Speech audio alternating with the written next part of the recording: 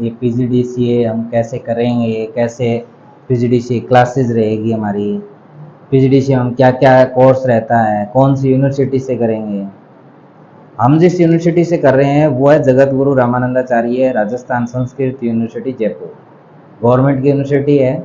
तो उसमें जो कोर्सेज हैं वो काफ़ी सारे कोर्सेज करवाती है, जिसमें से एक कंप्यूटर डिपार्टमेंट है। उस डिपार्टमेंट में एक कोर्सेज का नाम है post graduate diploma in computer application.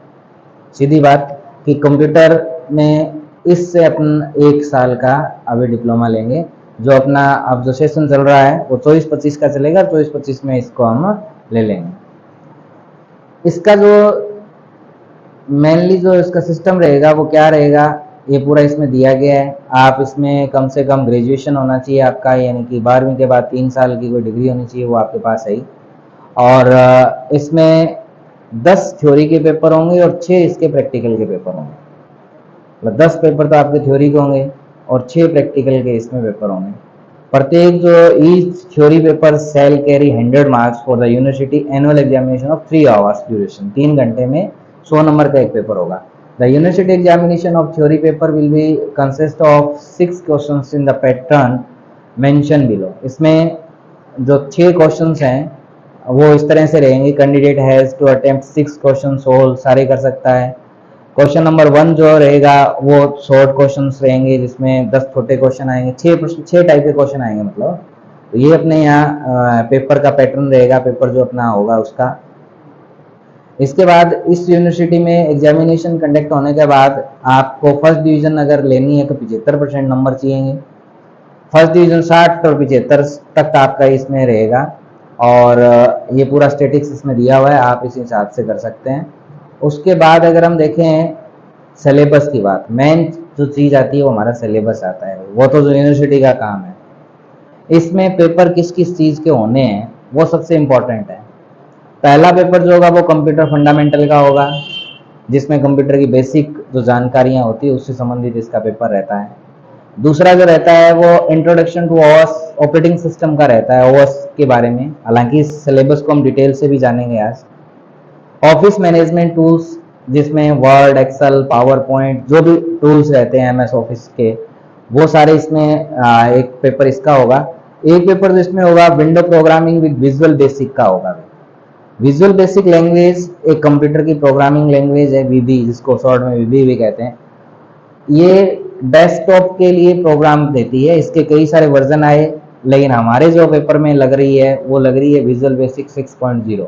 हालांकि उसके बाद डॉट नेट भी आ गया और काफ़ी सारी लैंग्वेजेज आ गई, लेकिन इस यूनिवर्सिटी का जो सिलेबस है उसमें चौथा पेपर जो होगा वो विजुअल बेसिक का ही होता है। 5वां पेपर बहुत इंपॉर्टेंट रहेगा आपका, डेटाबेस मैनेजमेंट सिस्टम यानी डीबीएमएस का। डीबीएमएस हर एक पेपर में, चाहे वो किसी भी टाइप के पेपर देते हो आप, तो डीबीएमएस के काफ़ी सारे क्वेश्चंस पूछे जाते हैं। OOPS programming with C plus plus रहेगा, सी लैंग्वेज से नहीं, अब सी प्लस प्लस एक लैंग्वेज है कंप्यूटर की। यानी अगर हम यहाँ तक देखें तो हमने 2 लैंग्वेज आपको पढ़नी पड़ेगी, एक विजुअल बेसिक 6.0 और दूसरा C plus plus. Introduction to emerging technology, जो अभी आ रही है, जो नई टेक्नोलॉजीज आ रही है उनके बारे में एक पेपर रहेगा आपका। और internet technology and web designing.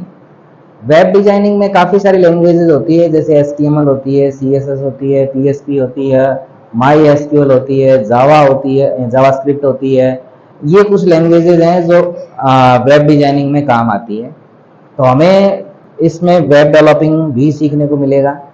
Data communication and computer network का एक टॉपिक रहता है। कोई भी पेपर देने जाओ, कम बैंक का, SSC का, कंप्यूटर टीचर का, आप देखेंगे डाटा कम्युनिकेशन के बहुत सारे क्वेश्चंस पूछे जाते हैं, जिसमें डाटा ट्रांसफर करने के जो टर्म्स हैं वो सारे, IP एड्रेस क्या है, डोमेन नेम क्या है, नेटवर्क बनता कैसे है, या IP एड्रेस को यूज कैसे किया जाता है, वो सारा इसमें रहता है। 10वां पेपर इसमें जो जोड़ा गया है वो डिजिटल मार्केटिंग का जोड़ा गया है। ये बहुत ही अच्छा टॉपिक है, क्योंकि डिजिटल मार्केटिंग का जब हमें पता चल जाता है तो आजकल इसमें भी काफ़ी सारे जॉब रहते हैं। तो 10 पेपर आपके इस यूनिवर्सिटी में लिए जाते हैं ईयरली। और उसके बाद आपके कुछ प्रैक्टिकल्स भी रहते हैं और एक प्रोजेक्ट वर्क भी, यानी कंप्लीट कोर्स होने के बाद आपको एक प्रोजेक्ट जमा करवाना है। और वो प्रोजेक्ट आप किसी भी सब्जेक्ट में किसी भी लैंग्वेज से बना सकते हो। जैसे कोई विषय दे दिया गया आपको, स्कूल मैनेजमेंट, एक shop management, computer institute management, cable connection management या किसी भी टाइप का, उस पर आपको एक प्रोग्राम बनाना है, एक ऐप बनानी है, उसे एक प्रोजेक्ट कहते हैं। ये ओवरऑल हमारा क्या इसमें रहेगा, वो सिलेबस जो है वो इस टाइप से रहेगा। अगर हम बात करें इसका जो एग्जामिनेशन का जो पैटर्न रहेगा वो कैसे रहेगा, तो pattern university examination of theory paper will the consist of 6 questions on the pattern mention. 6 इसमें पेपर के क्वेश्चन पैटर्न जो है वो 6 टाइप के रहेंगे, 6 टाइप के क्वेश्चंस इसमें जो है वो रहेंगे। इसके अलावा इसमें अगर हम देखें तो जो पूरा सिलेबस है इसका वो भी इन्होंने दिया है कि हम बेसिक से लेके, ये बेसिक का पहली बुक जो है वो पूरी बेसिक की है, जिसमें कंप्यूटर के लिमिटेशंस क्या है, कैरेक्टरिस्टिक्स क्या है, यूनिट ऑफ कंप्यूटर सिस्टम क्या है, ब्लॉक डायग्राम। ये इजी पेपर रहता है कह सकते हैं, यानी बेसिक ऑफ कंप्यूटर या कंप्यूटर का फंडामेंटल का एक पेपर आपसे ये लिया जाता है। इसमें अलग अलग टाइप के कंप्यूटर भी दिए गए, ज़्यादा मुश्किल नहीं रहता। उसके बाद अगर हम देखें यूनिट सेकंड की, अगर हम बात करें, इसमें अपने को इसमें 5, ये पूरी बुक है आपकी, इस बुक में 5 यूनिट दी हुई है, एक बुक की 5 टॉपिक्स, जिसमें सेकंड यूनिट हमारी जिसमें कीबोर्ड माउस इनके बारे में पढ़ने वाले हैं। थर्ड यूनिट जो है हमारी इस तरह से यूनिकोड और बीसीडी कोड, डाटा रिप्रेजेंटेशन रहेगा, बाइनरी कोड वगैरह इसमें कुछ सीखने को मिलेंगे हमें। और चौथा जो यूनिट है हमारी, वो चौथी यूनिट हमारी पूरी की पूरी कंप्यूटर नेटवर्क बेस्ड जो है वो इसमें दी गई है। तो ये 4 यूनिट्स जो हैं, 5 यूनिट और भी है। ये 5 यूनिट्स में इसमें भी इंटरनेट एंड एप्लीकेशंस हैं, जिसमें virus, antivirus, firewall, internet threats, society, cyber law. ये एक कंप्यूटर फंडामेंटल का एक पेपर जो है वो एक पेपर का सिलेबस है आपका, सारा कवर हो जाता है। इससे बाहर किसी भी पेपर में प्रश्न नहीं आते। ये कई सारे बुक भी दी गई है, आप इन बुक को यहाँ से परचेज कर सकते हो, इन राइटर्स की बुक आप इसके लिए ले सकते हैं। अब अपने दूसरा जो पेपर रहेगा वो इसमें रहता है इंट्रोडक्शन टू ओएस का, ऑपरेटिंग सिस्टम का रहता है। तो ऑपरेटिंग सिस्टम भी 3 घंटे का पेपर होगा, 100 नंबर का होगा। सैन सिस्टम रहेगा, 5 यूनिट की बुक है, इस बुक को हमें इसमें पढ़ना पड़ता है। उसके बाद थर्ड जो रहेगा ऑफिस मैनेजमेंट का रहेगा, जिसमें एमएस ऑफिस 2010 के फीचर्स जो हैं वो सारे आने चाहिए आपको। वर्ड आना चाहिए, एक्सेल आना चाहिए। एमएस ऑफिस के अलग अलग पार्ट्स दे रखे हैं, जैसे पहला एमएस वर्ड है, दूसरा एमएस पावर पॉइंट है, तीसरा एक्सेल है और इसमें चौथा एमएस एक्सेस दिया गया, 5वां। तो 5 यूनिट है, ये तो पूरी एमएस ऑफिस की है, इजी रहेगी ये भी, यानी 2 पेपर आपके मोस्टली इजी रहेंगे। उसके बाद तीसरा जो पेपर रहता है आपका, ये 3 पेपर ऊपर वाले तो इजी रहेंगे। चौथा पेपर जो रहता है वो हमारा आ जाता है वीबी का। अदर लैंग्वेज के अपेक्षा विजुअल बेसिक ज़्यादा इजी है, ये ऑब्जेक्ट ओरिएंटेड लैंग्वेज है। इसके अलावा ये ग्राफिकल बेस्ड भी है, यानी ये लैंग्वेज हमारी विजुअल है, इसमें हम कोई प्रोजेक्ट बना सकते हैं, इसमें एसक्यूएल वगैरह ऐड कर सकते हैं। इवेंट ड्राइव प्रोग्रामिंग लैंग्वेज है ये, इसमें बटन दिए जाएंगे, क्लिक करने से क्या होगा वो सब चीज़ें इसमें जो है वो आपकी दी जाती है। इस लैंग्वेज में जो टॉपिक्स रहेंगे मोस्टली हार्ड टॉपिक्स नहीं लिए गए हैं, इजी टॉपिक्स इस लैंग्वेज के भी सारे लिए गए हैं। ये प्रज्ञा पब्लिकेशन की भी आती है, बीपीबी की आती है, ब्लैक बुक भी आती है और बीपीबी पब्लिकेशन की बुक जो है वो हिंदी में आती है, आप ये भी परचेज कर सकते हो। अगला जो है वो डाटाबेस मैनेजमेंट सिस्टम का एक पेपर रहेगा, डीबीएमएस का पूरा कॉन्सेप्ट है, डीबीएमएस का, एडीबीएमएस है, एचडीबीएमएस है, आरडीबीएमएस है, सारे टॉपिक्स इसमें जो है वो लिए गए हैं, सारे के सारे। इसी तरह से अपने पास एक जो टॉपिक रहेगा, ये थोड़ा सा हार्ड टॉपिक रहता है, C++ ओप्स के साथ। इस पर हमें कमांड करनी है, क्योंकि जिस व्यक्ति को C++ लैंग्वेज आ जाती है, कंप्यूटर का इसको मोस्टली समझ आना शुरू हो जाता है, क्योंकि सारी लैंग्वेजेस जो हैं वो इसी से बेस्ड होती है। तो ये भी एक इजी सा पेपर रहेगा। आप इजी तो नहीं कह सकते, इसी मतलब मेनली आपको इस पर ही फोकस करना है ज़्यादा, बाकी तो हम कम पढ़कर भी पास कर सकते हैं। ये जो टॉपिक है वो प्रोग्रामिंग विद C++, ये ज़्यादा महत्वपूर्ण रहता है। इसमें उप्स को भी दिया गया है, लूप वगैरह जितनी भी चीज़ें होती है सारी की सारी C++ से संबंधित जो है वो सिलेबस में दिया गया है। क्यों दिया गया है? क्योंकि सबको पता है जिसको C लैंग्वेज आती है उसको विजुअल बेसिक और ये सारी लैंग्वेज जो है वो आना स्टार्ट हो जाती है, उसके लिए ज़्यादा मुश्किल नहीं रहती। इसके लिए कुछ राइटर्स के नाम दिए गए हैं, आप इनसे ले सकते हो। एक अपने पास यहाँ रहेगी टेक्नोलॉजी के बारे में, जो नई टेक्नोलॉजी जैसे क्लाउड कंप्यूटिंग क्या है, आर्टिफिशियल इंटेलिजेंस, ये हमें इसके बारे में ज़्यादा पढ़ने की जरूरत नहीं है। IoT, इंटरनेट ऑफ थिंग्स क्या है, ये आजकल हम जो वर्तमान में जो चीज़ें देख रहे हैं, जैसे क्रिप्टो प्रिमिटिव क्या है, ब्लॉक चेन्स क्या है, ये बिटकॉइंस हो गया, ऐसे जो स्मार्ट जो कॉन्ट्रैक्ट्स होते हैं वो हो गए, ब्लॉक चेन्स हो गए, इन क्रिप्टोग्राफी हो गई, ये आम हम आजकल सारे वर्ड्स सुनते हैं, उन्हीं का एक पेपर होगा। जो करंट की चीज़ें हैं उन्हीं के बारे में पूछा जाता है। डाटा साइंस क्या है, डाटा रिपोर्टिंग, एनालिसिस करना, ये सब मतलब जो हम जनरल नॉलेज हमें होना चाहिए उन सब के लिए इसमें पूछा जाता है। और अन्य लैंग्वेजेस के बारे में भी थोड़ा बहुत लिया गया है, जैसे पाइथन, पाइथन क्या है, मैटप्लॉट, नमपाई, ये नई नई चीज़ें हैं। मतलब रोबोटिक्स में जिसके प्रोग्राम बनते हैं, ये सब चीज़ें नहीं है, इसका एक पेपर होता है। और इसके अलावा एक पेपर जो रहेगा internet of technology and web developing. आज तक कोई ऐसा पेपर नहीं बना जिसमें इनके क्वेश्चन नहीं पूछे जाते। क्वेश्चन पूछे जाते हैं, लेकिन ये बहुत ही घुमा फिरा के क्वेश्चन पूछे जाते हैं। अगर हम डीपली इसको पढ़ेंगे तो इसके प्रश्न हमें, चाहे वो कंप्यूटर टीचर की भर्ती हो, चाहे वो उसकी कोई से भी टाइप की वैकेंसीज हो, उसमें आपको ये बहुत अच्छे से आना चाहिए। URL के बारे में और इन सब के बारे में नॉलेज होना चाहिए। इसके अलावा अपने पास जो नेक्स्ट जो रहेगा, सिलेबस की बात करें तो सिलेबस में नेक्स्ट यानी कि 9th नंबर जो पेपर है, data communication and computer network का है। इसमें एक नेटवर्क कैसे बनता है, कौन कौन से मॉडल होते हैं, OSI मॉडल क्या है, हर एक पेपर में इसके क्वेश्चन पूछे गए हैं। कौन कौन सी केबल ट्रांसमिशन मीडिया कौन कौन सा है और स्विचिंग कौन सी है, इन सब के बारे में इसमें जो है वो इस बुक का पैटर्न जो रहेगा वो इस तरह से रहेगा। प्रोटोकॉल्स के बारे में भी जानकारी इसमें दी जाएगी। लास्ट एक टॉपिक जो बचता है हमारा वो डिजिटल मार्केटिंग है। ये अभी जोड़ा गया है। डिजिटल मार्केटिंग क्या है, CRM प्लेटफॉर्म क्या है, मार्केटिंग में ऑटोमेशंस क्या किए जाते हैं, आजकल इसका बहुत ही काम है और बहुत सारे लोग इस जो नेटवर्क मार्केटिंग है उसमें बहुत पैसे कमा रहे हैं। तो ये 10 पेपर हमारे जो है वो इसमें मोस्टली अलग अलग सिलेबस के जो रहेंगे। उसमें एक प्रैक्टिकल एग्जाम रहेगा जिसमें 4 क्वेश्चन आएंगे, 25 नंबर का क्वेश्चन होगा, 100 नंबर का प्रैक्टिकल होगा, जिसमें वाइवा 50 नंबर का और काम जो प्रोजेक्ट वर्क जो रहेगा वो भी 50 नंबर का ही रहेगा। तो ये अपने पास कुल मिला के एक आपको प्रोजेक्ट दिया गया है। 12वीं 12th काम जो इसमें रहेगा वो है प्रोजेक्ट वर्क। प्रोजेक्ट वर्क की गाइडलाइन आप हमसे ले सकते हो, हम आपको प्रोजेक्ट तैयार करवाएंगे। और ये कैसे बनाना है A4 साइज कागज के ऊपर, और इस तरह से इसने बताया उसी टाइप से आपको एक प्रोजेक्ट जो है वो तैयार करना होता है। तो ये कुल मिला के एक इतना सिलेबस पढ़ने के लिए हमारे पास 1 साल का टाइम रहता है।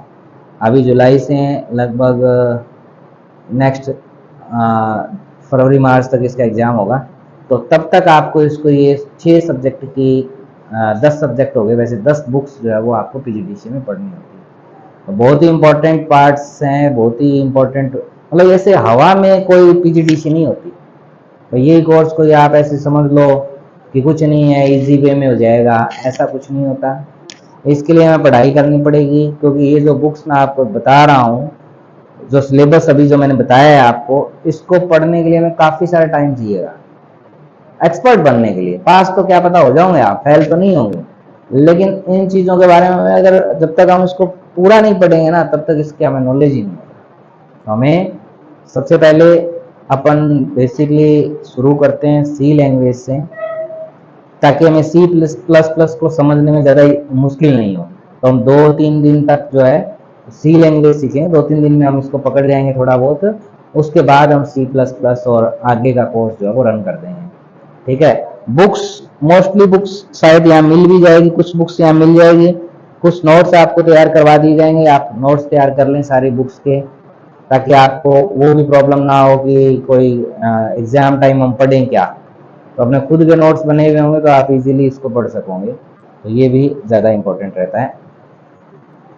तो ये था इसका सिलेबस, ये मैं आपको सेंड कर दूंगा।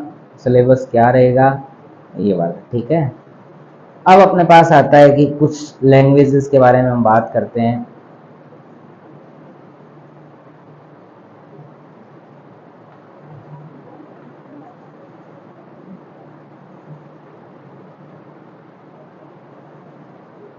सी के बारे में देखिए, बेसिक जो एक दो चीजें बेसिक्स जो रह गई है हमारी, जैसे कंप्यूटर फंडामेंटल है, उसमें हम ज्यादा टाइम वेस्ट नहीं करेंगे।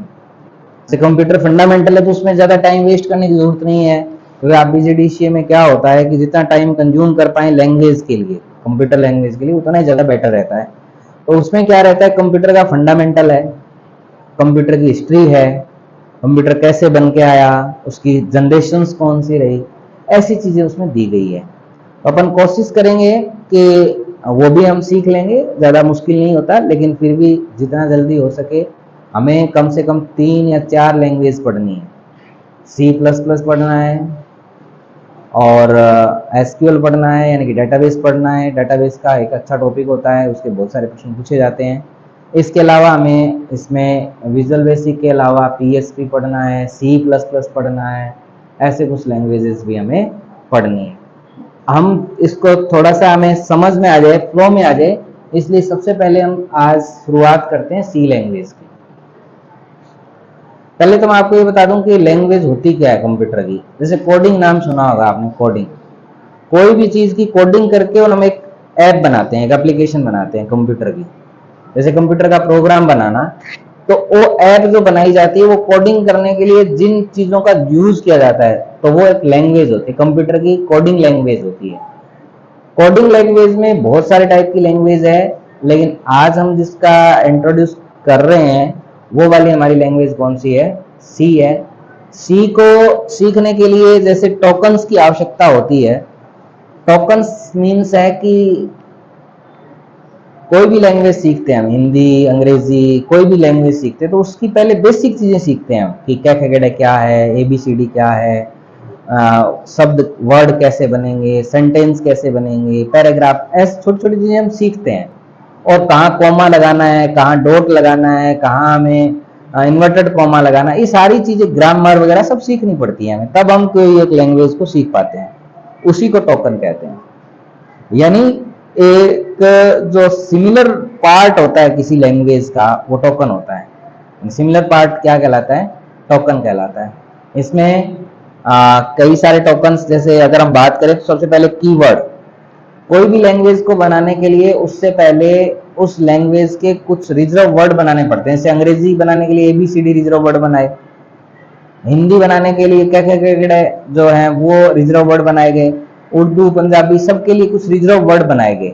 जैसे हम अंग्रेजी में तो पानी के लिए वाटर कहा जाता है, हिंदी में पानी कहा जाता है, रिजर्व वर्ड है कि ये ऐसा लिक्विड पदार्थ जो होता है पीने का, उसको हिंदी बोले तो वो क्या बोले, पानी, अंग्रेजी बोले तो वो क्या बोले, वाटर। मतलब ये ऐसे हर एक लैंग्वेज के लिए क्या बनाए गए हैं, रिजर्व वर्ड बनाए गए हैं। ऐसे सी लैंग्वेज के लिए भी रिजर्व वर्ड बनाए गए हैं। 32 वर्ड्स ऐसे हैं जो सी लैंग्वेज को बनाते हैं। 32 वर्ड्स ऐसे हैं जो सी लैंग्वेज का कीवर्ड है, जिसको हम रिजर्व वर्ड भी कहते हैं। तो कीवर्ड्स, टोकन्स वैसे कौन कौन से होते हैं, उसमें पहला टोकन है कीवर्ड।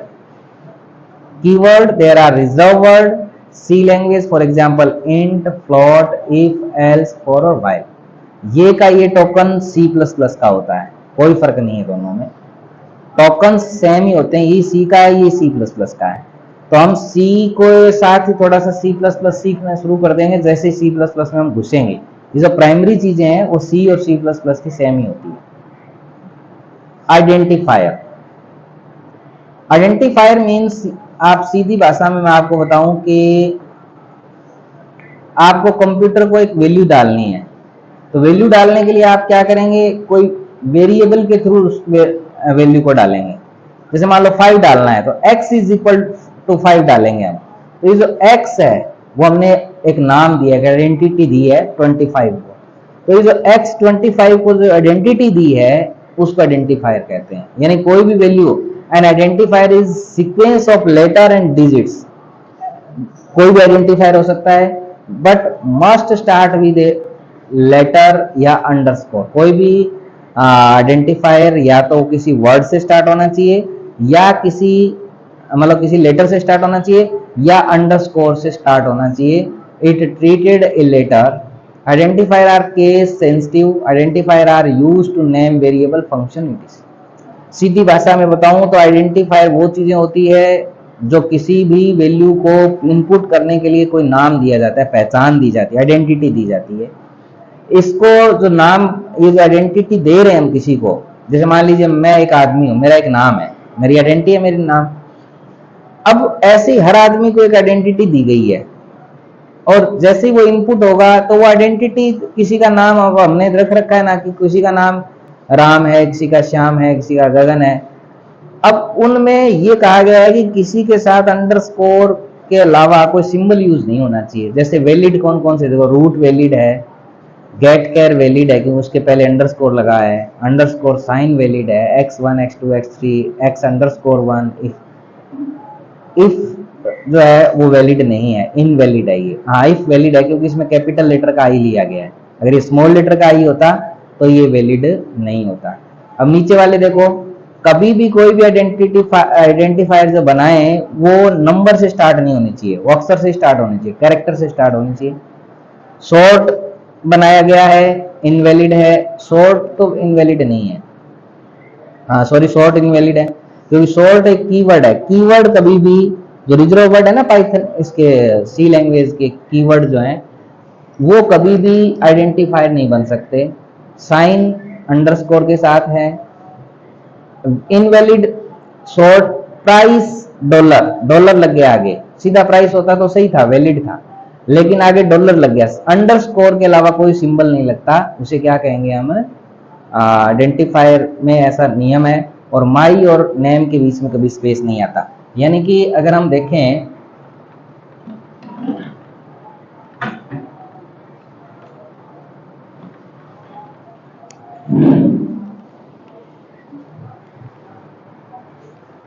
अगर हम यहीं देखें तो ये जो कीवर्ड लिया गया है ये कुछ रिजर्व वर्ड होते हैं, जैसे इफ हो गया, एल्स हो गया, फॉर, व्हाइल, ये सब रिजर्व वर्ड हो गए हमारे। आइडेंटिफायर कोई भी वैल्यू डालने के लिए, जैसे 25 एक वैल्यू डालनी है तो सीधी तो जाएगी नहीं, इसको हम कोई एक नाम देंगे। जैसे ये हमने एक नाम दे दिया x, इस x को क्या कहते हैं, आइडेंटिफायर कहते हैं। इसको क्या कहेंगे हम, आइडेंटिफायर कहेंगे। लेकिन ये आइडेंटिफायर बनाने के कुछ रूल्स होते हैं, नियम है, ऐसे सीधा आइडेंटिफायर नहीं बनाया जाता, इसके रूल है। अब रूल क्या है इसका, एक रूल तो ये है कि आइडेंटिफायर का कभी भी ऐसे कैरेक्टर से शुरू नहीं होना चाहिए। जैसे आपने बना दिया ABC 9, ये वैलिड है, लेकिन 9 ABC बना दिया तो ये क्या हो गया, गलत हो गया। ये गलत क्यों है, क्योंकि ये 9 से शुरू हो रहा है, कभी भी नंबर से शुरू नहीं होता आइडेंटिफायर। किसी का नाम होता है क्या नंबर से शुरू, टेक्स्ट से होता है। एक दूसरा, आप इसमें रोल और नंबर अगर ये देते हो तो ये गलत है क्योंकि बीच में स्पेस नहीं आता।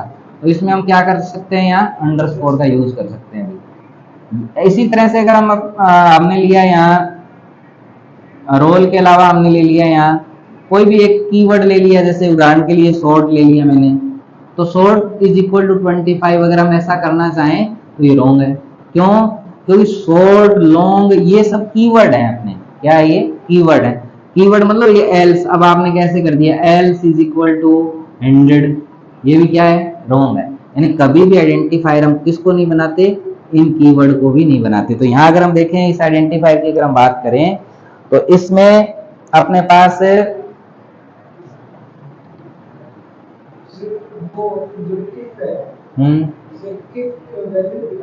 इफ वैलिड इसलिए दिखा रखा है कि सी लैंग्वेज केस सेंसिटिव लैंग्वेज है। केस सेंसिटिव का मतलब होता है कि इसमें कैपिटल लेटर की वैल्यू अलग होती है और स्मॉल लेटर की अलग होती है। तो ये जो इफ है वो स्मॉल लेटर का इफ है। आप अगर ये इफ वैलिड दे रखा है, यहाँ देखो यहाँ वैलिड दे रखा है, अगर ये लगा देते ना तो इनवैलिड था। ये इसमें क्या ले रखा है, आई को कैपिटल ले रखा है, इसलिए वैलिड है। यानी इसमें सी लैंग्वेज में इस ए का और इस ए का दोनों का फर्क होता है। केस सेंसिटिव है क्योंकि ए स्मॉल लेटर का ए है और ये कैपिटल लेटर का ए है, दोनों को अलग अलग मानता है। ठीक है, अब अपने पास देखो कांस्टेंट, कांस्टेंट इसकी वैल्यू को कहते हैं। जैसे आपने x इज इक्वल टू 25 डाला इसको हम कहेंगे आइडेंटिफायर,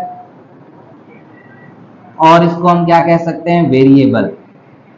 क्या कहेंगे हम इसको, वेरिएबल। और ये क्या हो गया फिर, कांस्टेंट हो गया। वेरिएबल और कांस्टेंट, कांस्टेंट मींस इसकी वैल्यू, कांस्टेंट का मतलब क्या हो गया, वैल्यू हो गया। ये 25 क्या है, कांस्टेंट है। तो ये कैसे कैसे हो सकते हैं कांस्टेंट, अगर हम बात करें x is equal to 13, integer constant हो गया ये।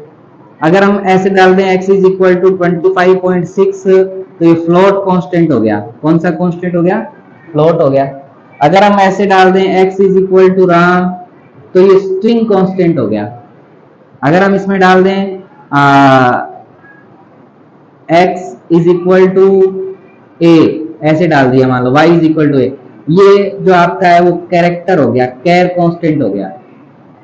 एक ग्रुप होता है तो वो स्ट्रिंग कांस्टेंट होता है, और सिंगल होता है तो वो कैर कांस्टेंट होता है। ऐसे भी हम इसमें वैल्यू डाल सकते हैं।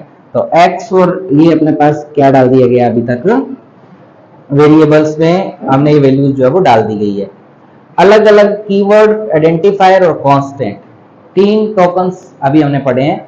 इसके अलावा देखते हैं कौन से टोकन्स होते हैं। स्ट्रिंग लिटरल्स, अभी मैंने बताया स्ट्रिंग लिटरल्स कौन, अगर हम उसकी बात करें लिटरल्स की, अब लिटरल्स क्या है, वो वैल्यू को ही कहते हैं।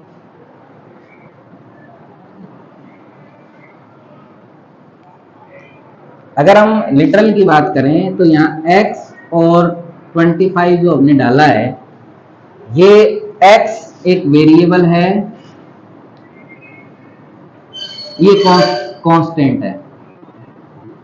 कांस्टेंट है मतलब ये क्या है, इसमें 25 जो है लिटरल है, इसकी वैल्यू है, क्या है, वैल्यू। ये लिटरल कैसा हो सकता है, इस sequence of character is enclosed in double quotes for the example 13 is the string literal and note number 13a। अब कैसा लिटरल डाला गया, ये स्ट्रिंग लिटरल नहीं है, ये इंटीजर है, नोमेरिक लिटरल है। ये कौन सा लिटरल है, नोमेरिक। अगर हम यहाँ x इज इक्वल टू कोई नाम डालते हैं तो वो नाम क्या बन जाता है, ये एक स्ट्रिंग लिटरल बन जाता है। ये क्या बन गया, स्ट्रिंग लिटरल। तो लिटरल आपका नोमेरिक लिटरल हो सकता है या फिर स्ट्रिंग लिटरल हो सकता है, दो टाइप के, हालांकि और भी हो सकते हैं, लेकिन नोमेरिक और स्ट्रिंग हमें याद रखने हैं।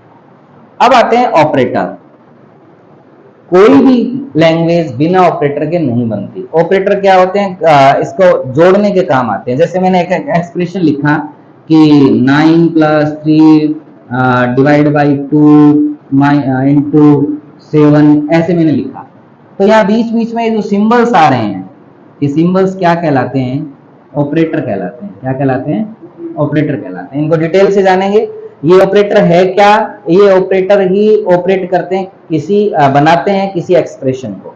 ऑपरेटर क्या बनाते हैं, एक्सप्रेशन को बनाते हैं और फिर इसको सॉल्व करते हैं। जैसे एग्जांपल के लिए अगर मैं इसको x इज इक्वल टू 9 ऐसे कर देता, तो इन ऑपरेटर से कैलकुलेट होकर वैल्यू किसमें आ जाती है, हमारी x में आ जाती है। सिंपल बात। तो ये ऑपरेटर कैसे कैसे हो सकते हैं, अर्थमेटिक ऑपरेटर, प्लस माइनस, ये वाले अर्थमेटिक ऑपरेटर होते हैं। और लॉजिकल ऑपरेटर की बात करें तो एंड और ये सब होते हैं। हालांकि ऑपरेटर और भी होते हैं, रिलेशनल ऑपरेटर होते हैं, बिट वाइज ऑपरेटर होते हैं, काफी सारे ऑपरेटर्स भी इसमें होते हैं। फिर आता है वाइट स्पेस। हमें अगर नई लाइन में लेना है या फिर स्पेस छोड़ना है या फिर कमेंट लाइन करना है, कमेंट देना है, तो ऐसे स्लैश स्टार लगाकर और आप ऐसे कमेंट लाइन इसमें दे सकते हैं। तो ये जो आपके थे कुछ इंपॉर्टेंट टोकन्स थे।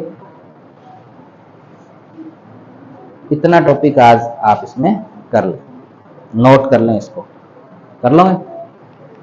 सिर्फ एक कीवर्ड जो पहले जो बताया इफ है, इफ के अंदर आई कैपिटल आ गया तो सर जो शॉर्ट है, शॉर्ट के अंदर अगर हम एस कैपिटल यूज करते तो वैलिड, हाँ वो वैलिड हो जाता है।